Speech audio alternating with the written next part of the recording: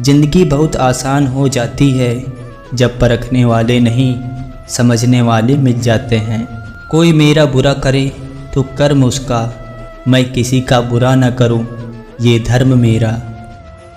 भगवान श्री कृष्ण से कितना कुछ छूटा। पहले माँ छूटी, फिर पिता छूटे, यशोदा और नंद बाबा मिले, फिर वो भी छूटे। संगी साथी छूटे, राधा भी छूटी, गोकुल छूटा, फिर मथुरा भी छूटी। श्री कृष्ण से जीवन भर कुछ न कुछ छूटता ही रहा। अगर नहीं छूटा तो वो था उनका देवत्व, उनकी मुस्कान, उनकी सकारात्मकता।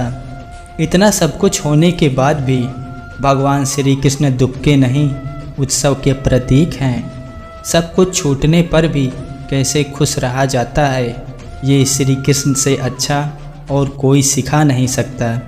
माना कि दुनिया सुपरफास्ट है और आप कछुआ छाप, लेकिन इससे क्या फ़र्क पड़ता है। जीने के लिए चलते रहना ज़रूरी है, ना कि बहुत तेज़ भागते रहने का। भागने वाले थक जाते हैं, रुक जाते हैं, लेकिन चलने वाले चलते जाते हैं, चाहे जाना कितना भी दूर क्यों ना हो। चिंता से चतुराई घटे, घटे रूप और ज्ञान।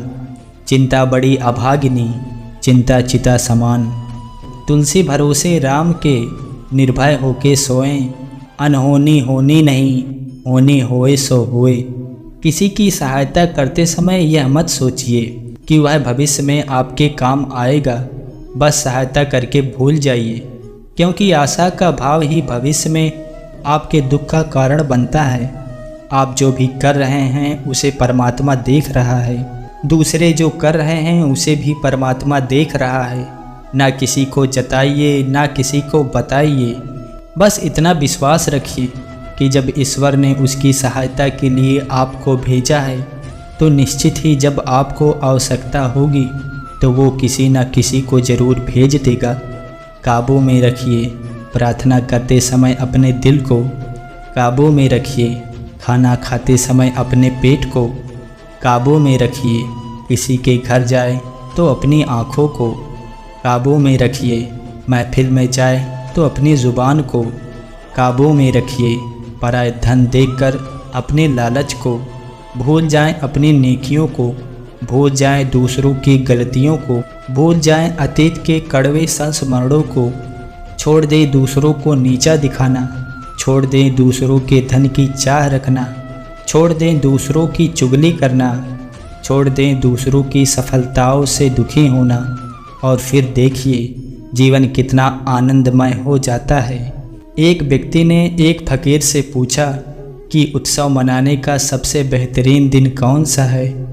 फकीर मुस्कुराया और कहा, मौत से एक दिन पहले। व्यक्ति ने इस पर कहा, पर मौत का तो कोई दिन नहीं होता। फकीर हंसा और बोला, तो ज़िंदगी का हर दिन आखिरी दिन समझो। दूध को दुखी करो तो दही बनता है, दही को सताने पर मक्खन बनता है, मक्खन को सताने पर घी बनता है।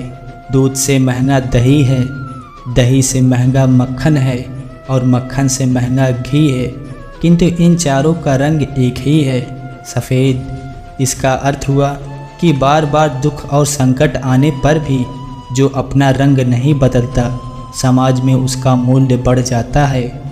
दिल टूटने पर भी हंसना, शायद जिंदा दिली इसी को कहते हैं। ठोकर लगने पर भी मंजिल तक भटकना, शायद तलाश इसी को कहते हैं।